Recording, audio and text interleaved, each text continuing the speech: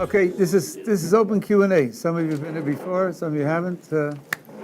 My training is in philosophy, secular philosophy, Jewish philosophy, also some training in science. If those areas are of interest to you, you want to ask questions about that, I'll try to do my best to answer. If you ask about other things, less likely that I'll know an answer, but if I happen to know an answer, I'll share it with you. Ball's in your court. Yeah. How does the world to come interact with the world that we live in? And how much can we glimpse of this world to come in this life? Wow, that is a deep and very fundamental question. I could easily spend 2 or 3 weeks on it, but I'll just give you the headlines. First of all, the question that he's asking is, you have to pay attention to it. One thinks of there's this world, and then there's another stage called the world to come. He's asking how that later stage interacts with what we have now. It's not obvious that it would at all. How does the future interact with the present? It doesn't. You have to wait for the future to come to get there. But as a matter of fact, he's 100% correct. The future does interact because the development of time isn't accidental. It isn't happenstance. There is divine providence, and the purpose of the entire exercise is to get to that future. So the present is being guided in the direction of that future. That's a very deep, especially Kabbalistic principle. Now you were asking on a I think a more prosaic or surface level. We have things in this world that are called of the same category, the same type, hints of that future world, like Shabbos. Shabbos famously is called Me'ein Olam Haba, of the same category, same type as the world to come. There are certain qualities about the experience of Shabbos in this world which have a loose connection with the world to come. An analogy that I find useful is this. Suppose you wanted to explain to a fish while in the water what fire is. Well, you can't put fire in the water, it goes out. But you could heat up the water. And then you could say to the fish, fire is something like that. Now imagine that after you heat up the water and say to the fish, fire is something like that, you equip the fish with an aqualung, and it goes for a stroll on the land. It would be pretty good at identifying fire. It wouldn't identify tables as fire, it wouldn't identify ice as fire, and fire would identify as fire. Okay, an electric stove that was on producing heat, the fish would probably think that's fire because it's identifying fire through heat, and that's not really fire. It's not oxidation, right? It's not combustion. Okay, but it would be pretty good. Heating up the water is something in the same category as fire. Similarly, Shabbos has elements in it which are reminiscent of the world to come. I'll just mention 2. You get to Shabbos after a period of preparation, and once you get there, you only have what you prepared. There's nothing else available. You can't cook, you can't hunt, you can't trap, you can't sew, you can't build, you can't mend. You only have what you're prepared for. The world to come is like that also. This world is a world where you're creative, where you produce, where you change the circumstances by the exercise of your free will.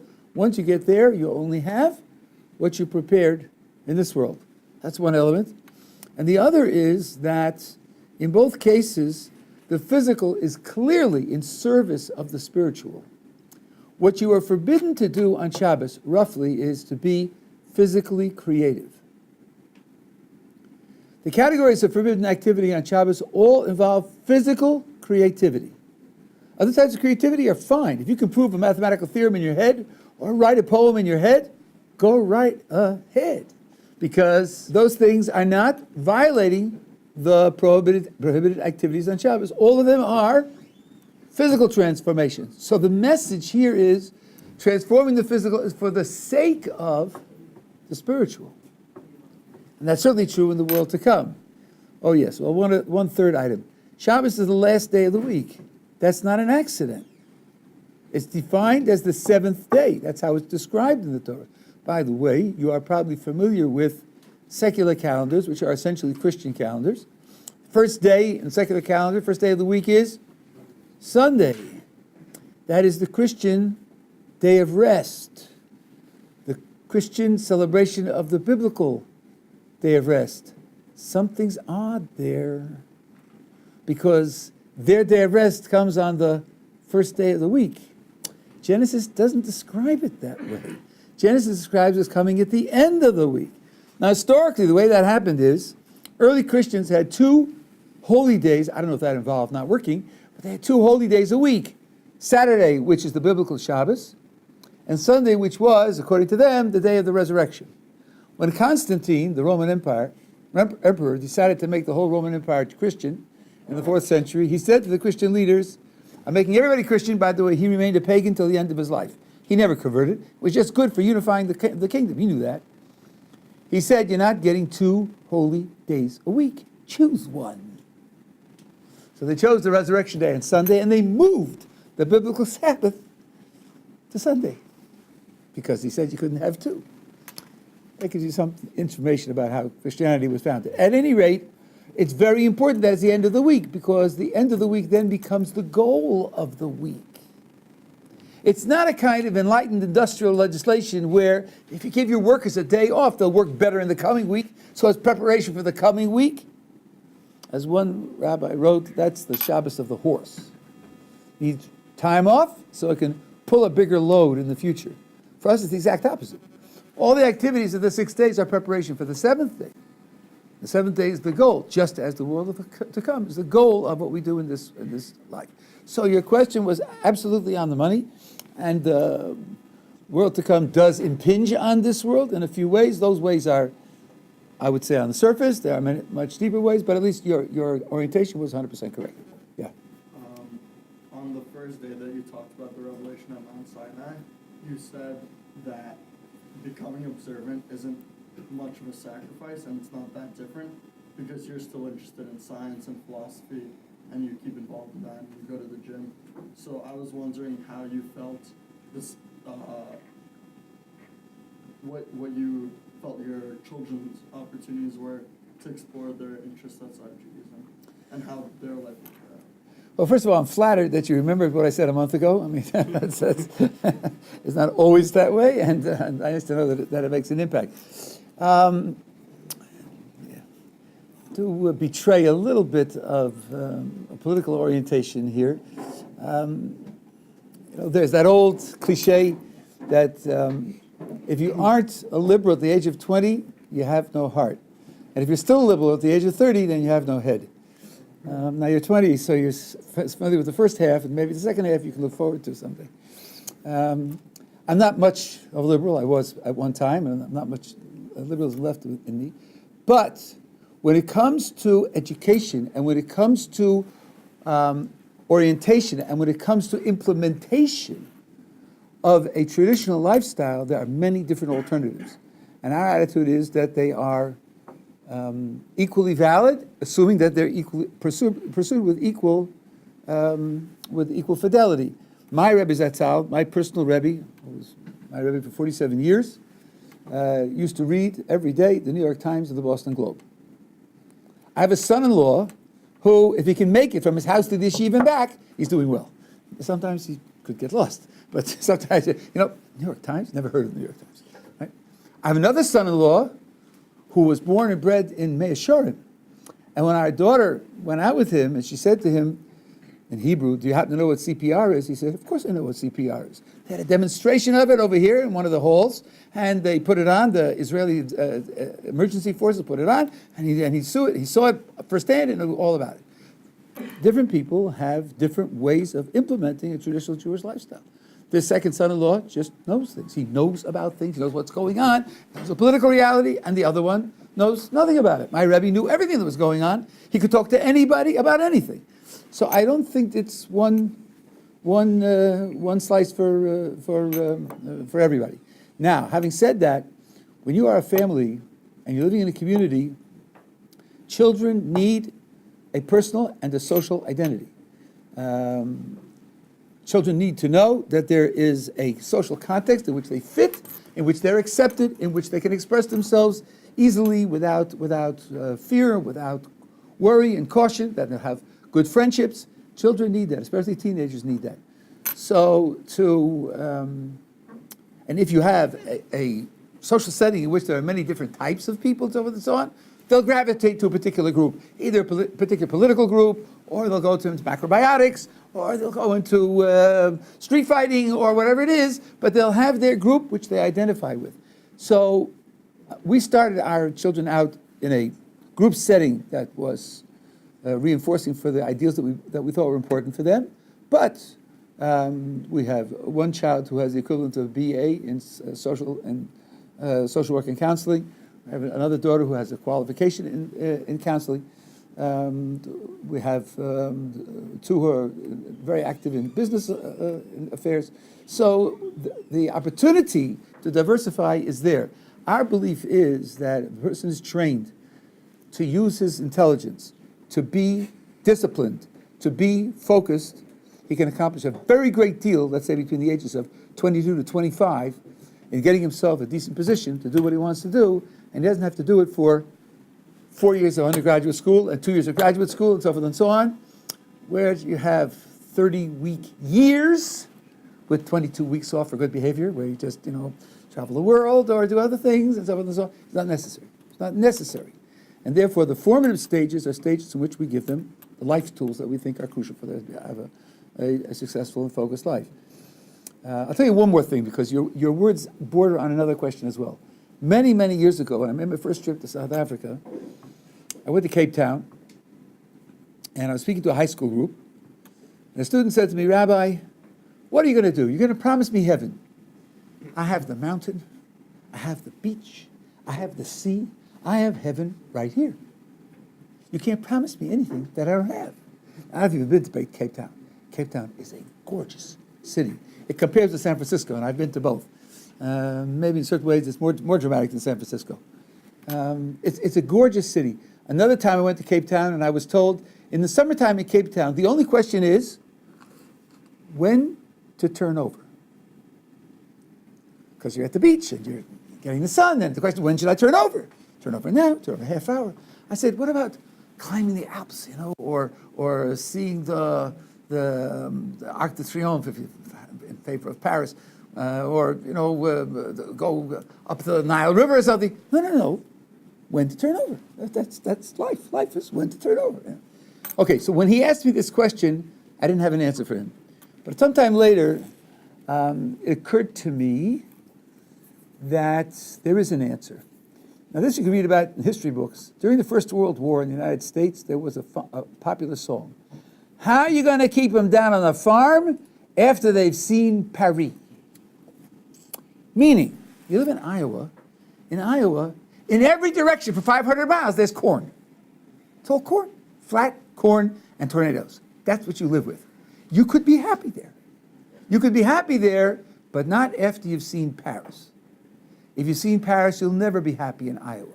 You might be happy with what you have, only because you don't know the alternatives. So what I should have said to that student, what I have said many times since, is, you might be happy, but you might only be happy because you don't know what life has to offer. I challenge you, come to Jerusalem, spend a few months here, spend some time with religious families, observe how religious society works, and then see whether you are still going to be happy going back to the existence that you had before you came to Jerusalem. My experience, the vast majority of people changed their minds after they had that experience. Now I'm finally coming to your point. When I've said this to people, they've said, yeah, but you give your children the same opportunity to test alternatives? And my answer is no, I don't, because we're operating on different criteria. You started by telling me that you're happy. And because you're happy, you have no reason to change, no reason to explore, no reason to look further. That means for you, happiness is what determines what you do. I answer to you in your own terms. Maybe you're happy. And you go, I'm playing to your criterion.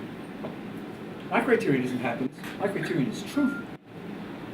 And in order to know that what I have is true, I have to sample other lifestyles. Other lifestyles might be satisfying and inspiring and healthy or unhealthy and so forth and so on. That doesn't mean they're true.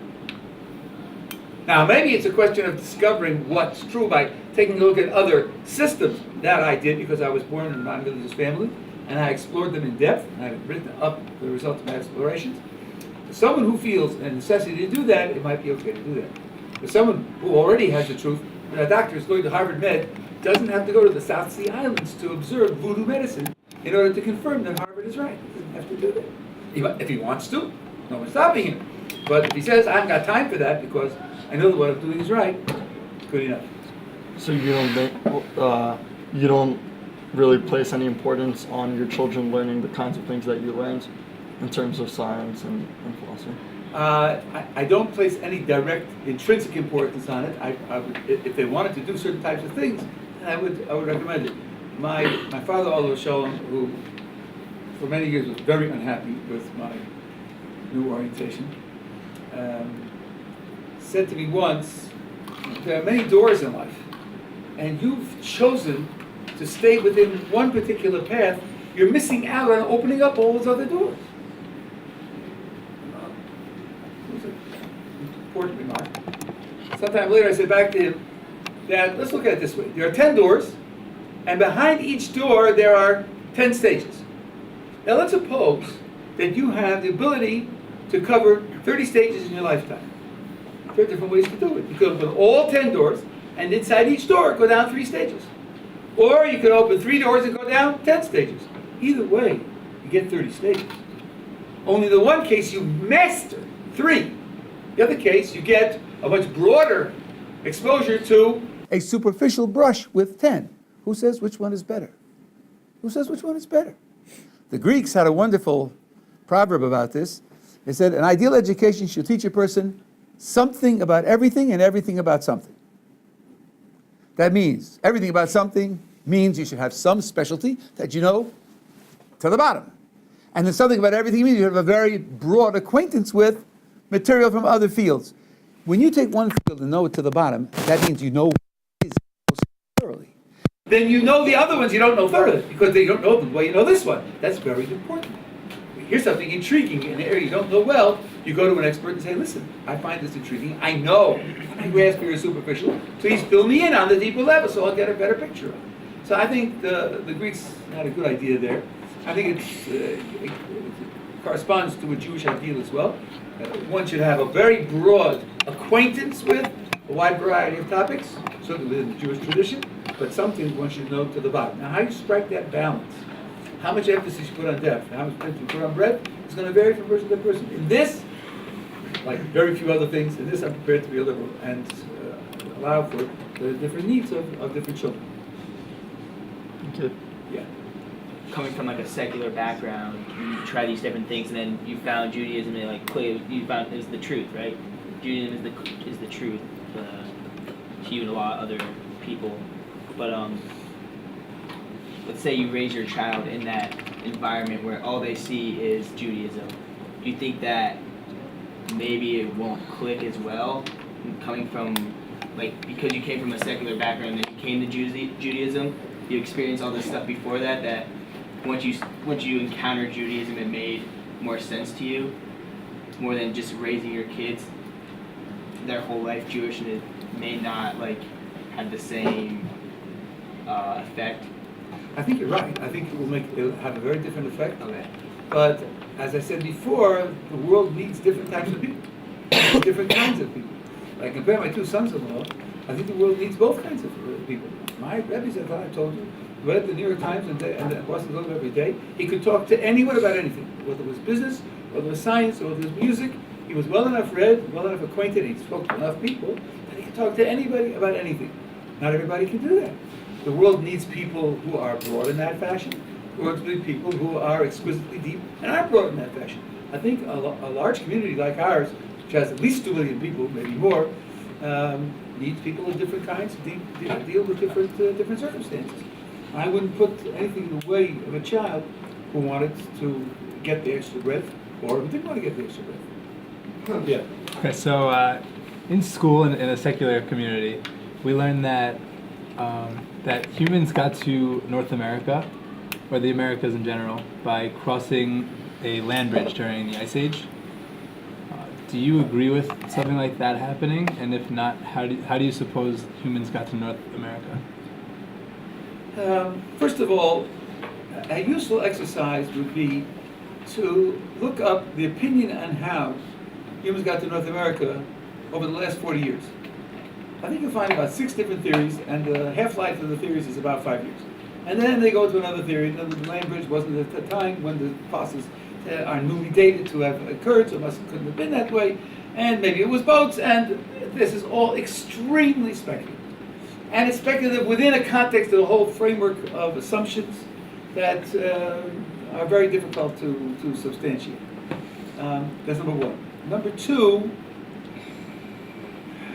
when you say humans, there may be a difference between concepts here. In paleontology, in biology, humans are identified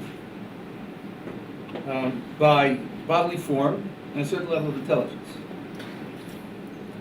There are some primitive DNA studies, but then DNA can vary within a species, so it's very hard to tell from the DNA how far you've gone astray.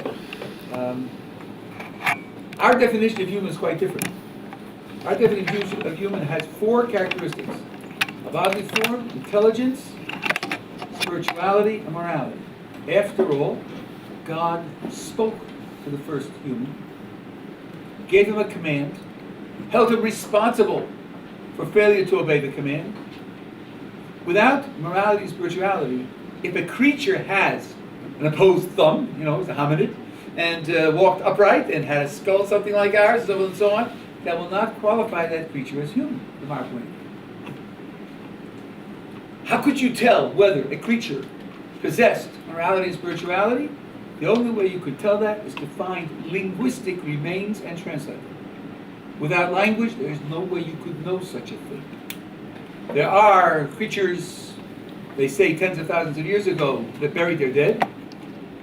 One fanciful paleoanthropologist said they must have believed in an afterlife. Another one said maybe they thought it was good for fertilizer.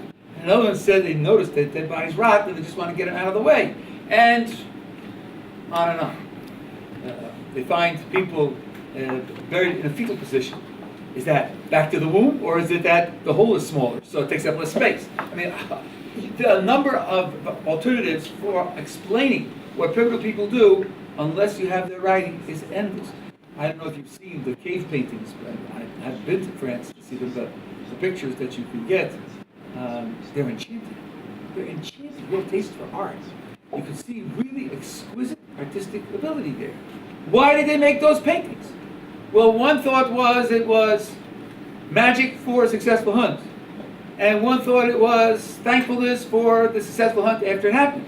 And another thought was they're starving to death, so they painted pictures to sort of distract themselves with the animals they didn't have. And another thought was they were good at painting, and they enjoyed seeing nice pictures, so they painted the pictures. And that's only 4 that people thought up. Who knows how many more you could think of? Decide among them. You can't decide among them unless you have language. There is no language from any of those periods. The oldest linguistic remains are about 5,500 years old. So, given the evidence that we have no compelling reason to think that those other creatures are what we call human. We meaning now the Jewish tradition. They can be what the biologists call human. They have a different concept of human. Now, from our point of view, how they made it to North America is a matter of very little interest. How is it, given the way evolution is supposed to work, that in fossils in South America, there are marsupials? They probably didn't teach you that in evolution, but it happens to be true. Are marsupials supposed to be in Australia and only in Australia? That is not true. There are marsupials in South America also. And it wasn't because of Gondwana, when it was all one landmass. That happened much later. So the answer is what they call convergent evolution, but that means that it happened twice independently. So there's a lot of unknowns as to how these things develop. And as I say, the land bridge thing, I remember a long time ago that they had it. Then they said, no, it was submerged at that time because they were dating the fossils of what they call human remains and the fossils in the land bridge. And then they said, no, the land bridge is someplace else. They keep changing their minds about it. It's very difficult. It's speculation about what happened tens of thousands of years ago on the basis of very indirect evidence. I'm not criticizing them. I just would recommend to you a bit of caution. Don't pledge allegiance to the latest find. Yeah. I have a question about, Adam was supposed to come from the dirt, like direct. naturally, and like he doesn't have. I heard that like he probably didn't have a belly button because he wasn't given a natural birth. I'm just kind of weird. I don't know what to think about that, and I wanted to know, like, literally speaking, what do you think about that? Like, whether literally he came like formed from dirt by God. So. Well, Metaphorically or okay.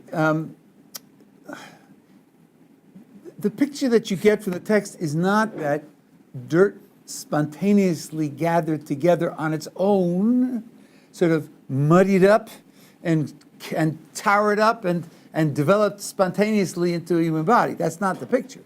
The picture is that the creator of the universe used that dirt for the body of the first human being. I don't put any limits on what the creator of the universe can do. To me, it's no problem. It's not as if he runs out of energy or runs out of ingenuity at a certain point, and dirt's too hard to work with. From my point of view, the creator of the universe has no boundaries on what he can do.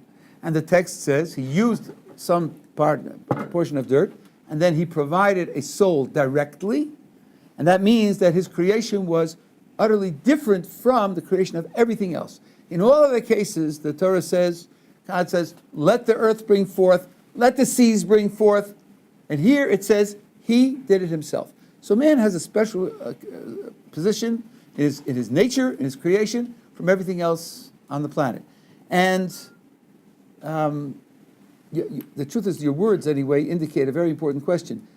People often ask, is it meant literally, or is it meant as a metaphor? Is it meant to teach some lesson and so forth? I think the reason why he said like it for one reason because like he wants to give all the credit to. Well, I mean I do, and it's right too. But like to give all the credit to Hashem and like not to any like like we evolved, like not just to give credit to God that we were formed by Him, and that's it. Like not to think of it any more than that. But not for us to think, oh well, we just came from the dirt, like we were formed from the dirt. Because I don't think that it's true. Like we actually, our bodies were created from like this blob of dirt or something. Well, I mean, it's a free world. The person can think what he wants. I was at the verge of saying something which I think is relevant to what you just said. Some people ask whether it's meant to be literally true, or it's meant to teach a lesson. It's meant as a metaphor. It's meant as a piece of morals. From our point of view, it's not either or. It's not either or. From our point of view, it's both.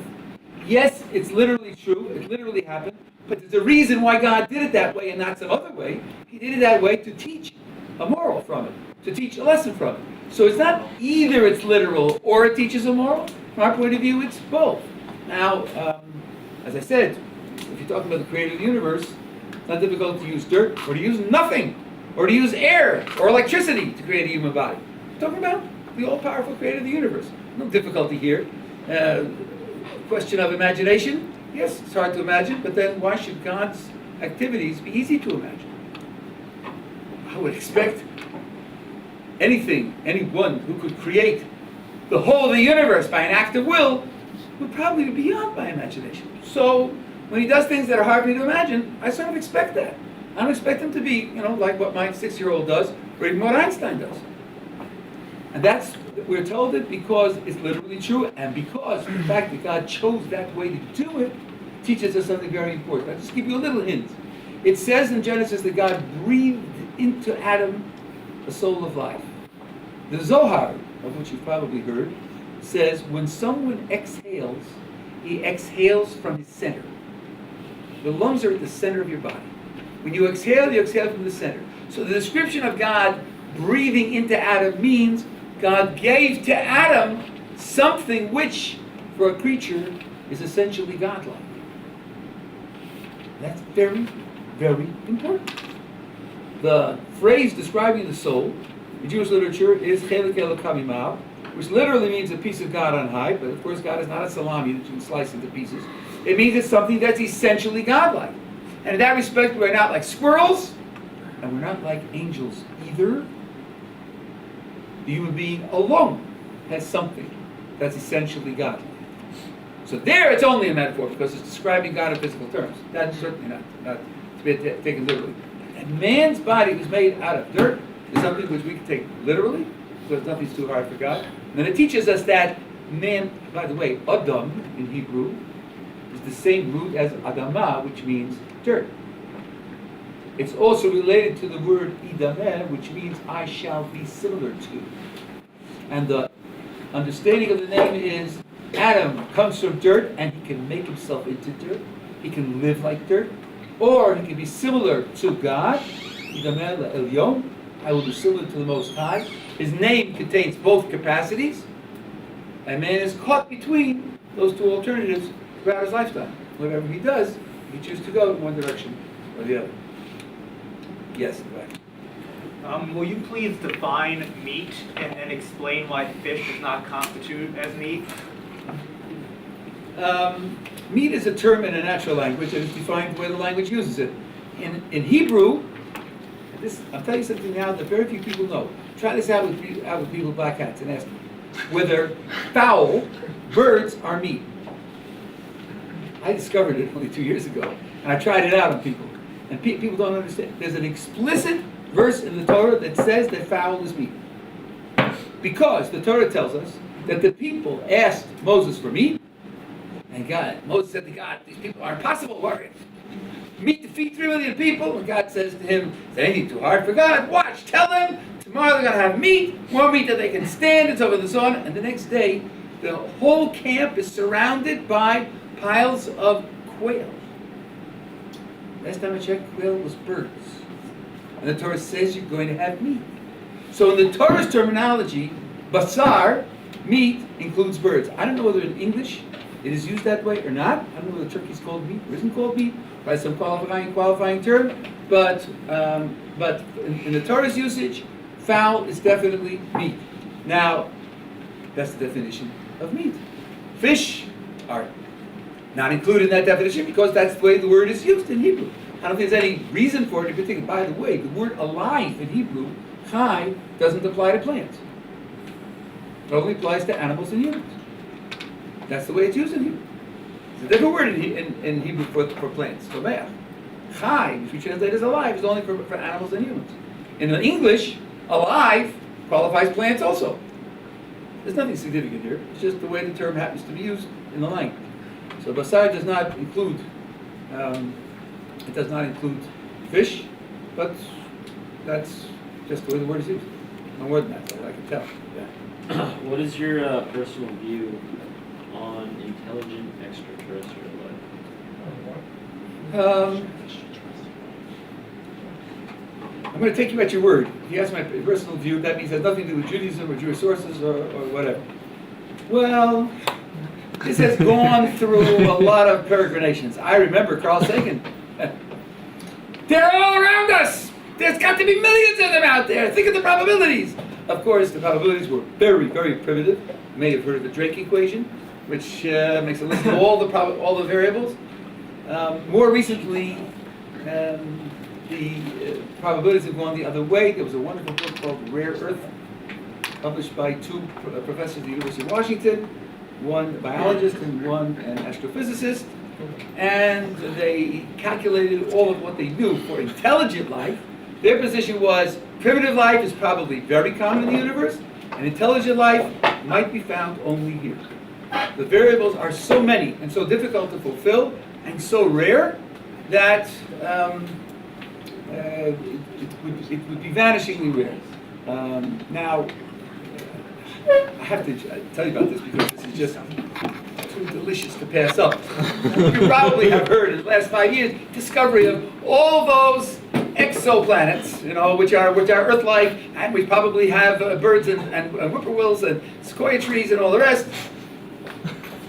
Just 2 weeks ago, one of the closest and one of the ones that was one astrophysicist said, my estimate probability of life on that planet is 100%.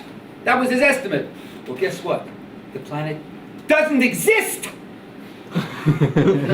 They calculated on the basis of aberrations in the behavior of the star. They miscalculated the way the star behaves, and now all the aberrations are natural to the star, and the planet doesn't exist at all. Just doesn't exist at all. So from 100% probability of life, it goes to non-existence entirely. You know, I'm old, I don't have white hairs to go through all the revolutions and the re-revolutions and then the undoing of the revolutions. You know, so I don't run over and bow down to the latest New York Times science supplement as to what they've discovered. I think that when you take a look at the number of variables that they think are necessary to contribute to intelligence, the estimates. By the way, in that book, I forget the names of the authors from the University of Washington. When they wrote, each one wrote his own chapter on each of the subjects, and at the end they wrote summary chapters. One said the information is too sketchy to have any probability at all, and the other says, I think that the information is solid enough to say that the probability of intelligent life in the universe is extremely low, and we may very well be the only example. So I don't think one should at least pledge allegiance to the old Carl Sagan idea, which is now 40 years out of date. I think that at the very least, it's very, very controversial. Yes? Just extending on that, like your whole analysis was based on just scientific evaluations of the probabilities, but isn't it possible that God just gave us a Torah and gave others, like people or whatever it would be called, intelligent life that he made on other planets, a different like religious book to follow, and so the Torah would be his rules for people on Earth, and he would have other rules for other intelligent life on other planets. Okay, now. What you're asking is a follow-up, but you've changed two crucial elements in his question. Number one, you've changed it to a Torah perspective, and he was asking only for a I'm just asking why your opinion didn't factor that in. Because he didn't want that in his question.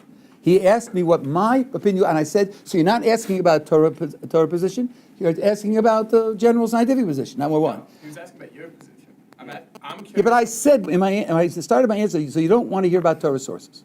So anyway, so number one. And number two, he said probability, and you said possibility. Right. I think the right answer to possibility is always yes.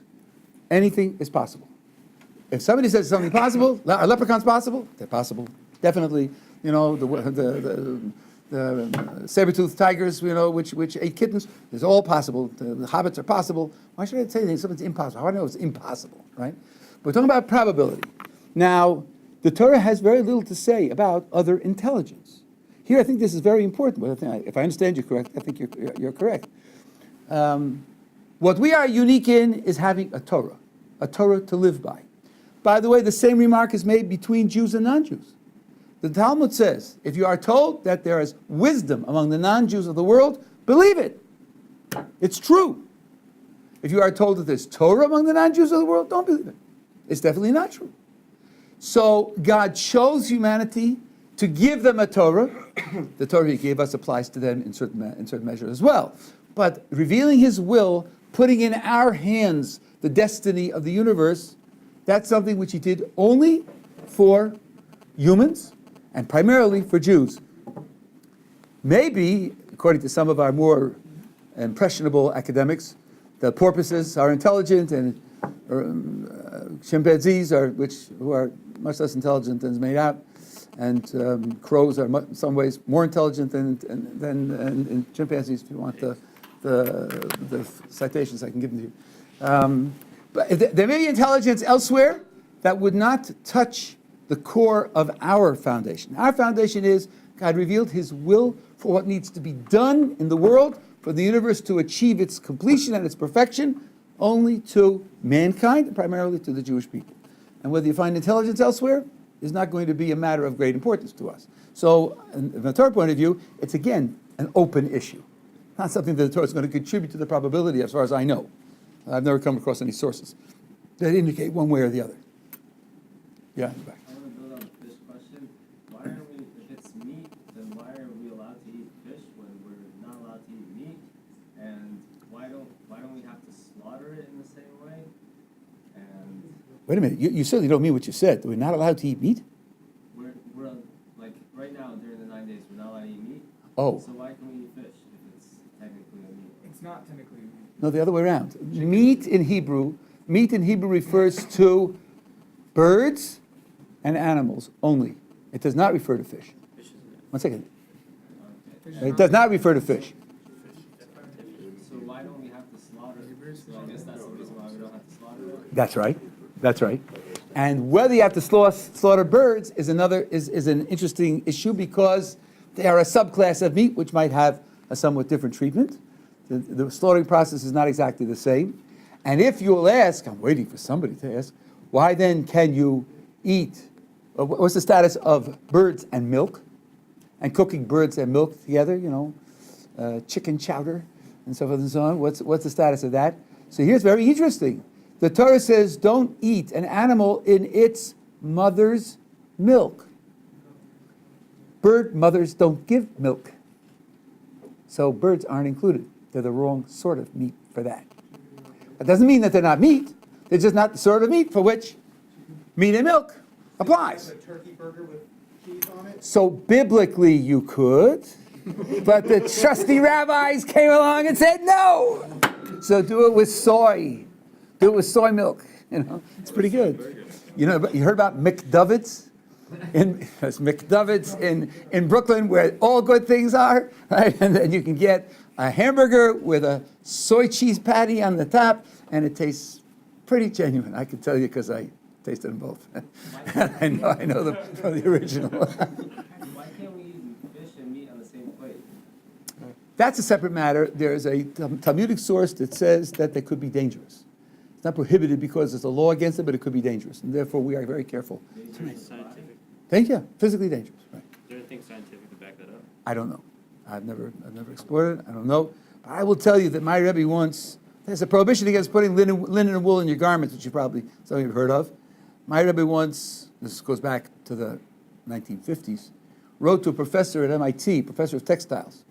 And he said, our Torah prohibits putting linen and wool in a garment. Is there anything in the textile literature of the effects of combining those two substances in a garment?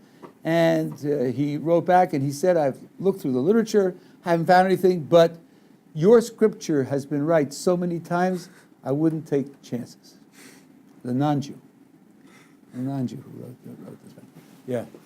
On the topic of milk and meat and a lot of rabbinic legislation, we were talking about how a lot of the things that the rabbis legislated were in order that if I do something that the Torah allows, but another Jew might see it and assume it to be something that the Torah doesn't allow, he might come to do that thing. Like, for instance, milk and meat. If I'm having a chicken cheeseburger, so someone might come to think of that it was a hamburger and cheese, and he would come to eat it. Would it be the same with soy cheese? Okay, Okay, he knows something that the others don't know. Okay. So the truth is just and any rabbinic legislation like that, the question was asked, so what if you were to do it alone? What if you were to do it just you or with people that knew the rules? Would that still be? So that's a very good question, and he's raising something which none of the rest of you know. But when non-dairy milk substitutes came into existence, for a while they were prohibited because someone sees this thing that looks like milk on your table and he won't know. And then there was a time when when people were told, put a sign. When you put the thing out in the pitcher and it comes to the end of your steak dinner and you serve coffee and you pour this milk-looking substance into your coffee, put a sign on the table so people will know. It isn't really milk, so they'll know exactly what's going on. Now, it's so common, everybody knows, you don't have to do it anymore. So that's number one. You do have to be concerned about the mistakes that people will make when they see what you're doing. Now, the other thing is this, it's discussed in the Talmud, whether something which if somebody sees might misinterpret, must you then, when in private, make sure that you don't do it either. I think the majority opinion is that if what they see will lead them to violate a biblical prohibition, then you can't do it even in private. Your behavior has to be consistent. If it's only a rabbinic prohibition, then in private you're allowed to do it. You don't have to worry about it because nobody's watching. But the key is really consistency. Well, imagine the following scenario. Somebody's driving in a residential area at 3 a.m. He's the only breathing, living soul on the road, motorist or pedestrian. And he runs around a stop sign. And a state trooper pulls him over and says, you ran around stop signs. Officer, you and I know what the stop signs are for. The stop signs are for 10 a.m. when their children walk crossing the street, and there's other motorists, and there's people coming in from directions you don't see. But it's 3 a.m. There's nobody on the street. Surely the stop sign wasn't meant for 3 a.m. And what's the cop going to say? you're getting a ticket. You ran a stop sign. Why? Because it can't be up to you to draw the line. How about 5:30 a.m. when there's only the milkman delivering milk? But he's the milkman, and he knows better, so the milkman's okay. Where do you draw the line? Then you get anarchy. Each person makes up his mind where they draw the line on his own. In order to have, number one, an organized society, in order to have laws that are objective so you can prosecute them, laws that can't be plausibly interpreted in many different ways, you have to have square boxes, not irregular shaped boxes which could be twisted and turned in any way that you like. So a lot of rabbinic legislation is to square up the corners and make sure that it's a consistent category that people can think of. Until I realized recently, a couple of years ago, for me that's recent, that fowl is meat, it was a bit odd that you'd go from meat to a different category of birds and include that in the prohibition. Once I realized that from the biblical perspective, it's all meat. Just a different kind, but it's all meat. It's all meat, and having a consistent policy towards all of it makes a lot of sense. So the rabbis often rounded out those corners, made sure that they were easily understandable, so as to make sure that people won't have to make careful distinctions and then accidentally step over the line. Now, I just want to raise a question which maybe in some people's minds often comes up. Isn't this a little extreme? To round off all these corners and to add all these extra restrictions? I think whether you regard it as extreme or not depends upon your background assumption as to the importance of the entire activity. Let's imagine that Squibb has designed a new factory for making drugs. And they submit it to the FDA for approval. So the FDA has these medical engineers who go through all the details and run simulations and, get IBM with a new Intel chip to run it in 3D and so forth and so on. And they come back to Squibb and say, look, at this stage in the production, there are 3 people working simultaneously on a certain thing. Now, if one gets distracted and the other one slips, you could have a contamination. We judge the probability of that as about 1 in 500. Change the plan. Change the plan? For a 1 in 500? Yeah, because it's health. We don't want contaminated pills to go out. 1 in 500 is unacceptable. You've got to eliminate it. There may be things that you don't realize, but if you realize there's a 1 in 500 chance of contamination, change the plan. Because health is really important. Now, if you think that Jewish legislation is really important, then you're going to really care about getting it right. If you think it's a kind of voluntary club and it's an ethnic identity and it's fun when you do it, and then make way for scuba diving and the opera, so then of course you're going to feel differently about it. But we took it as lifeblood. And we wanted to make sure that there wouldn't be failures. Of course, the amount of protection varies with what you're protecting. The more serious the thing you're protecting, the more protection you'll have. And we do recognize that there's too much protection. If you have a biblical law and you create a rabbinic law to protect it, you don't create another rabbinic law to protect the rabbinic law. That's going too far. Ein goes l'gzer. We don't do that. So we have limits to how far this goes. But how far it goes and how reasonable it is depends upon your overall perspective on the entire project. And if the entire project is your lifeblood, then you're going to be quite concerned about it. Yeah. On milk and meat subject, Genesis 18, I think one of those verses that says that Abraham presented to foreigners or angels they're in body form, and he presented to them a meal that consisted of meat and butter. And milk. Milk, butter, and meat, yeah. So I'm wondering, what I've heard different viewpoints on that. He presented at different times, and they waited so that it was all kosher, that they weren't Jewish, so it didn't matter. So I'm just wondering, what do you think? Well, all of the things you said so far are correct, and there are more as well. Okay. First of all, the biblical prohibition is to cook them together. Okay. And after you cook them together, to eat them cooked together, or to sell them and make money or any benefit out of them cooked together. If they aren't cooked together, there's no biblical prohibition, number one. Number two, even if they are cooked together, non-Jews can have it. There's no reason why non-Jew can't have it. Number three, they certainly weren't cooked together. They certainly, in fact, were served separately, because if you look at that context, everything done there with speed. Abraham runs, and the child runs, and he runs to Sarah, tells Sarah, hurry and do it as quickly as you can. Now, you're giving milk, and butter is not churned butter. It's like cream when you take the skim off. And a freshly slaughtered and roasted animal. How long does it take to get milk?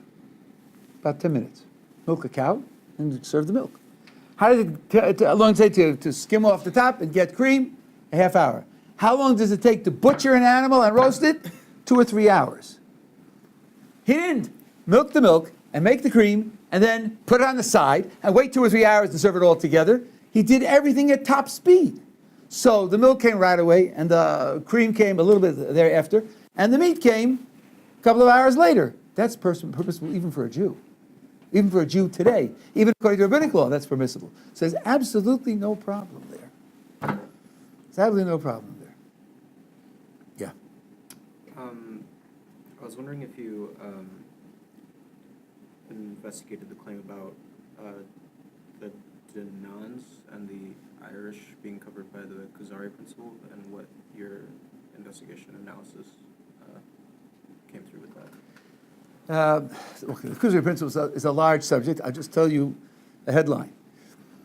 The Kuzari principle is based on an historical survey of the myths that people do or do not accept. And my investigation shows that the myths that people do not accept are myths of national experiences that their whole ancestry had simultaneously. Now, the motivation for the investigation was this. Imagine making up the story and trying to sell it to somebody. If you tell somebody that his whole ancestry had an experience 300 years ago and he's never heard of it, he's not going to believe you.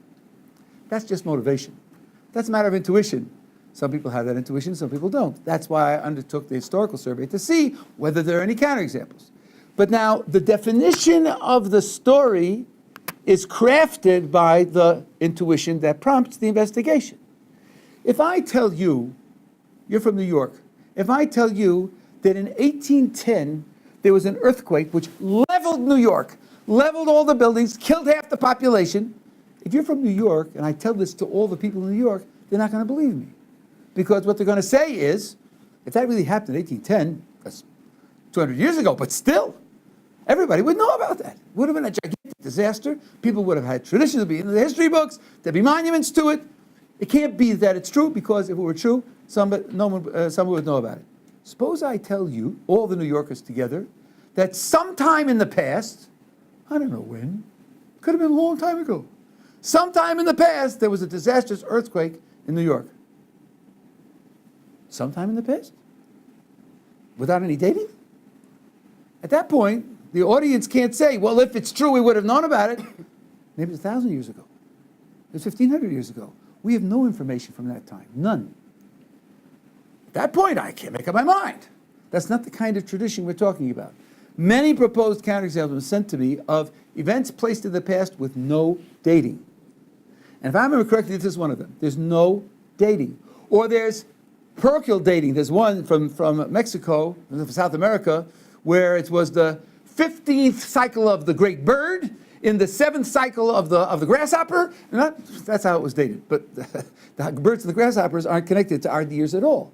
So once you put it out of the dating system, at that point, I think it's much more plausible that you can make up a story, because the audience is not going to say, I would have known. Indeed, the story that was proposed to me was, it's a very common, widespread myth, that there was a time when human beings and animals talked together, that they conversed together. That's a widespread myth. Not a single one has a date. Not one. I checked, at least all the ones that I found.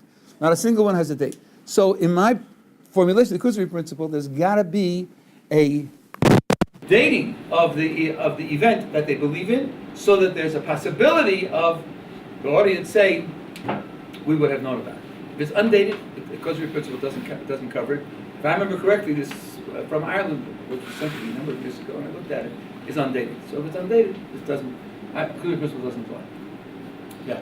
If I remember correctly, your main idea was that there's never been a known false NET, but you admitted that a valid objection was that you can't show that any NET is true or false, but you never addressed it. No, I don't know whether you were there for all the days. I did talk about this, but I don't remember whether you were there or not. Someone says all A's are B's, Yeah, I was there for that. I was there for that. but then you know it isn't a valid objection. The point of the all A's is to show that it's not a valid objection. So let's go over that briefly. Someone says all A's are B's, and you ask them, how do you know? And he said, do you have any A's that are B's? Any samples at all? And none. None at all. None at all? So how could you know all A's are B's? That's crazy. You gotta have some at least to go on. Well, maybe not. Suppose I have a net that catches A's that aren't B's. And I've used that net and I've come up with nothing. Then maybe I could say all A's are B's without any A's that are B's at all. I say all the fish in this lake are smaller than 4 inches. They're all smaller than 4 inches. Do you have any small fish? I have none. I have no fish from the lake. But I trolled the lake with a net that has 4-inch holes. I trolled it thoroughly and came up with nothing. Then all the fish in the lake are smaller than 4 inches, and I have no small fishes to show. So if I have a net that catches the counterexamples, I don't need to have positive examples. I have a lot of examples of this.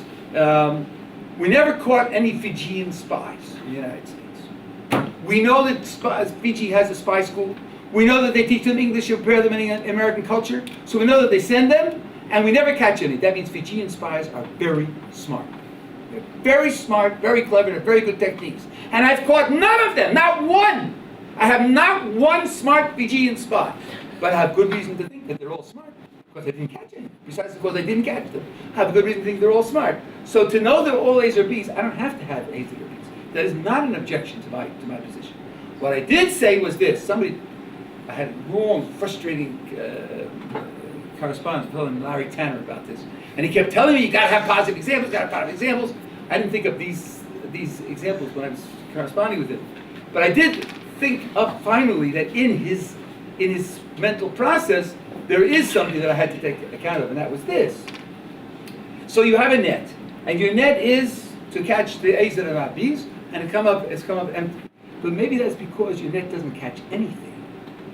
Maybe your net is just totally inefficient. Suppose I troll the lake with the emperor's new net that has no strings in it. I won't come up with any 4-inch fish. I won't come up with anything because it doesn't catch anything. Maybe the reason why we have found no false NETs is because we can't check NETs at all. We can't check them to be true or false. If you can't check them to be true or false, that might be a problem. I think I have two answers to that. First of all, there are many NETs that have been checked. In fact, historians use NETs as reliable accounts of the history of nations, and I have that documented in my latest version of my written work. But I have another net. That's a net that I started with, and that's myths. People made up myths. They made up myths about their ancestors to glorify their ancestors. All the superficial, psychologically satisfying trappings they tell you in anthropology class, about which they have no information, but they make them up anyway. Okay, so they have all those motivations to make up all these myths. If this is the sort of thing that could be made up, how come nobody ever made up a myth like this? You have a mechanism for making myths. It's very varied. Some people fly on birds, and some people are the product, like Achilles was, of a god and a human woman. They have all these different kinds of stories. Why not the story of a whole nation having a national experience of one of these things? Why not? If all the nations in the world never made up a story like this, that's already a net to catch this kind of false story. Because if this kind of story were the kind of story you could make up, you'd expect people to have made it up. If people don't make it up, there's got to be some block. They make up lots and lots of other kinds of stories. They just don't make up this kind of story. If so, then there's got to be a block. Yeah. Continuing on that question, by eliminating NETs, for example, like saying, oh, if it's not dated, or if it's dated only in this way, or it has to be a nation and it can't be a nation that saw it and then went back to their original towns and spread out, like you said about the Crusades, or it can't be a nation only from one region, it has to be an entire nation. Aren't you essentially creating a net that will catch exactly what you want it to catch? You're creating a net with like exactly the size hole that works for the argument that you were making. Okay, so I actually talked about this. Let's go through it again. This is a question that comes off quite often.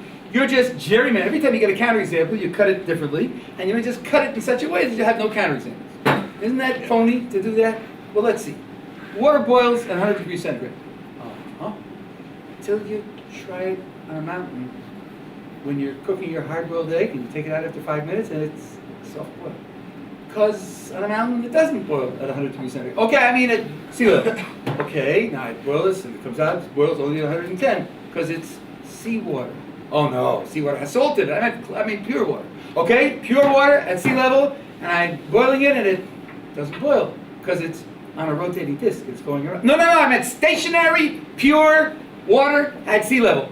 Aren't you just carving it to get rid of the counterexample? Is that what you're doing? If you did a counterexample, you say, well, I didn't mean that, you know. That's right, that's how science works. You make a rule, you find a counterexample, you reformulate the rule, so it's true. That's how science works. There can't be anything wrong with that methodology. All science works that way.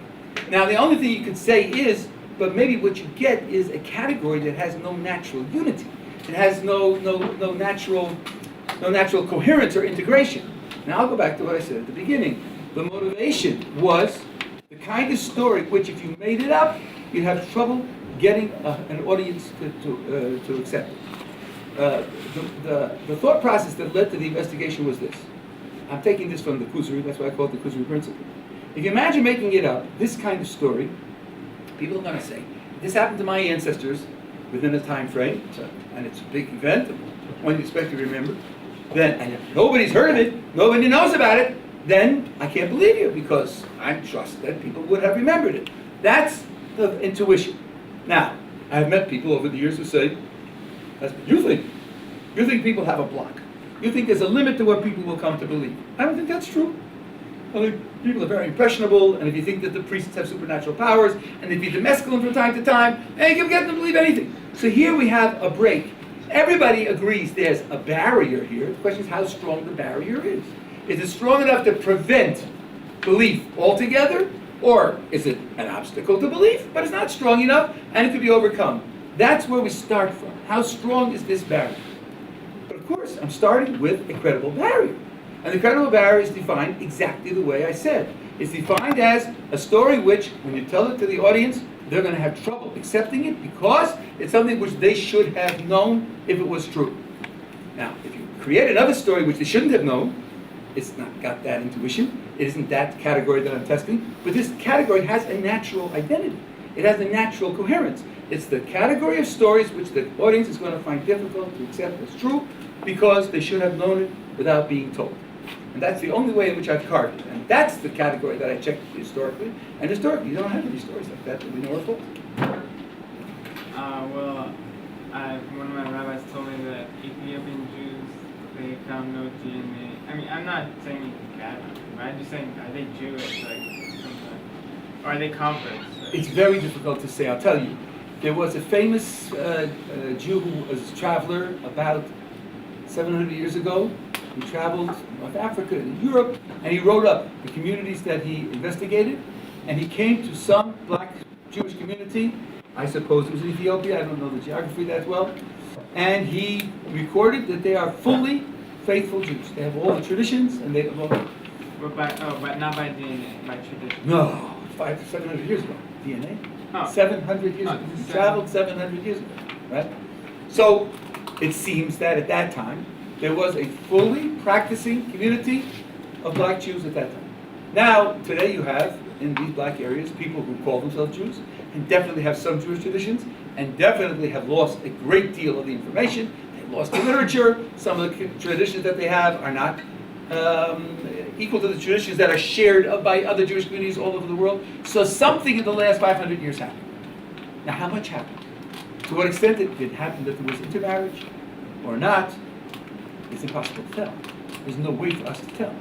And that being the case, we have to treat it as something which we don't have accurate information about, and there's a legal way to handle things about which you don't have accurate information. You have to deal with the doubts the way you would logically in any other, in a medical situation or identity situation. You deal with the doubts and create probabilities and do the best that you can. But it's interesting to know that there was such a community, and they were fully recognized, fully within the traditional mold, and then something happened over a period of centuries in which they drifted from that mold. They say that they're from the tribe of Dan. But I don't. Yeah. I don't know any more than I told you. I don't know anything more about it. By the way, many years ago, when Israel had an airlift of these people to Israel, and then when they came here, the rabbi had said, we have no proof that you are Jewish or not, so we're going to require you to undergo what's called conversion as a stringency, conversion on the doubt whether you're Jewish or not. And at that time I was in England, I was speaking at universities, and a professor of political science said to me, you people just don't make sense. You spend all that money to bring them to Israel because they're Jews, and when they get there you tell them they're not Jews. This professor of political science to explain to her that there's such a thing as a doubt. And when there's a doubt, you may have to work on both sides of the doubt. Maybe they're Jewish. If they're possibly Jewish and they're in trouble, I have to save them because they might be Jewish. On the other hand, maybe they're not Jewish. Both of those statements are consistent with one another, maybe and maybe not. And therefore, when they come here, they want to become part of the Jewish community, they have to convert to become definitely Jewish. There's no inconsistency there. It's because we are in doubt that we save them and also require them to convert when they become full-fledged members of the community. And that's what they did in the end. Because they understood that. They didn't need the sophisticated explanation that I had to give to the professor of political science in London. Okay.